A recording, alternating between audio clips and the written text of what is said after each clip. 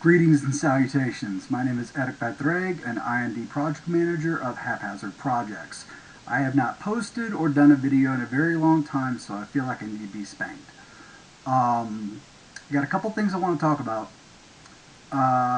One, just in passing, I quit smoking.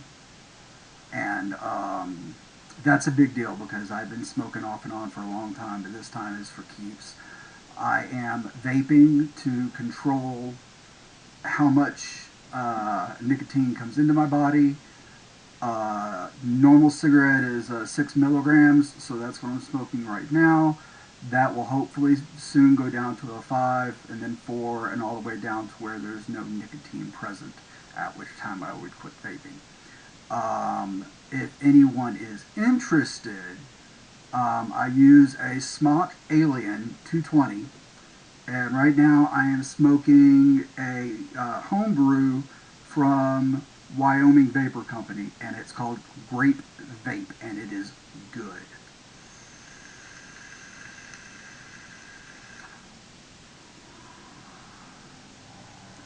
See that cloud? Yeah, that's taken me a while to get used to. Okay, back to stuff that's important because you guys clicked on Chronicles of the Orb, and that's what I should be talking about.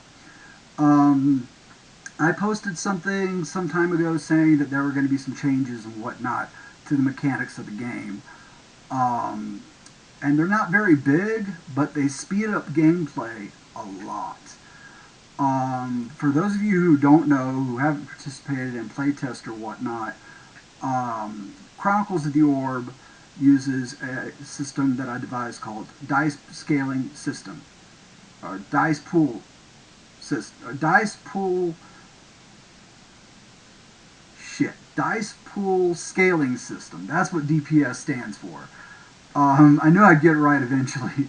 You normally roll a die for one attribute, one trait, which is a specific type of that attribute. Like for physique, which covers everything physical, you might have a trait called strength. Well, that strength trait used to have a die type associated. Now it's just flat bonus. And the bonuses are normally 1 to 5. Or is it 1 to 6? I think it's 1 to 5 now. The experience point system has been completely redone, and I feel it more fits with the speed of play that I've seen during playtesting sessions. Skills are done differently.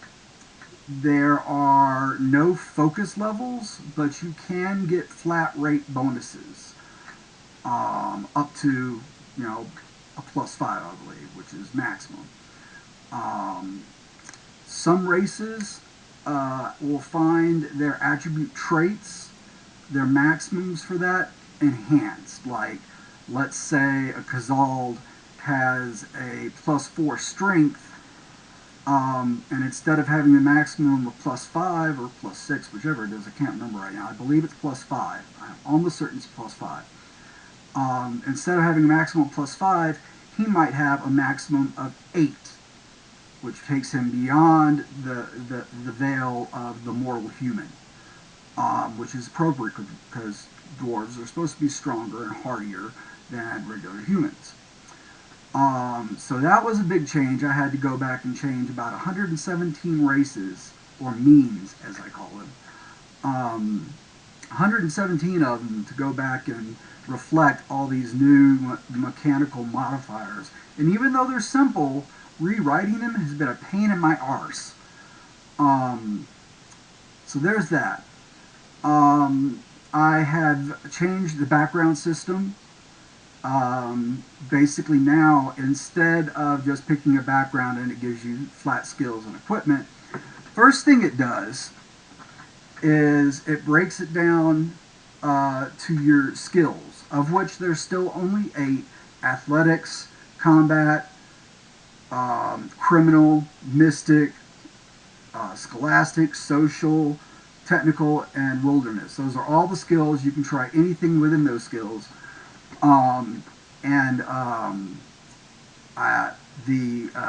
The skill that you have the highest ranking of will basically set up the beginning of your character path, and that results in getting new specific skills that go hand in hand with your primary skill, which is just the highest. Anything above a D8 is considered is like expert. Um, so after that, you select an actual background. You know, whatever your character was doing prior to becoming an adventurer, and it's kind of got a Warhammer feel because there's everything from a acolyte for a church all the way down to just a plain Jane warrior who does nothing but fight. Also within there are things like berserker, cultist, clergy, excuse me, shamans, hunters, explorers, even house nobles and minor nobles. And through that, I give them a few extra skills as well, focusing on what that background would need. And it's usually anything from 1 to maybe 4 specializations for skills. That's how it works most of the time. There are some that do not offer skills, but instead they offer contacts. You know, people that you can go to in certain situations and get help from. And after that, the background that you choose also gives you specific equipment that that background would need. Like, for instance, let me think here real quick. A miner. Let's say you're a miner, as in pickaxe and mining and things like that. Let's say you're a miner. So I have it written down there like rebreather, so they can mine in dangerous environments and whatnot. Of course, a nice quality pick, and some extra work-related clothing types. And so your background now gives you a lot more, and it's more structured to be balanced with all the other characters. Let me see here. Nothing has changed on the mystic side of things. Spells and channeling still work the exact same way. The old schools of magic like Daromancy, Chisamancy, Crayomancy, Mayomancy, Critomancy, they all work the exact same as they did previously. And it's just more simple now because of the way the skills have been changed. And trying to think if there's anything else at this time that has changed. I don't think so. I think that's about everything. I think that's about it for today. I'm going to try and get in a better habit of recording these specifically for Facebook and my professional YouTube page, which has been saddeningly alone and isolated for quite some time. And I think that should change. Last thing here, I wanted to share my newest t-shirt, celebrating me as a brown coat, and hopefully there are plenty more of you out there, as I still count Firefly and Serenity as some of my favorite fictional work of all time.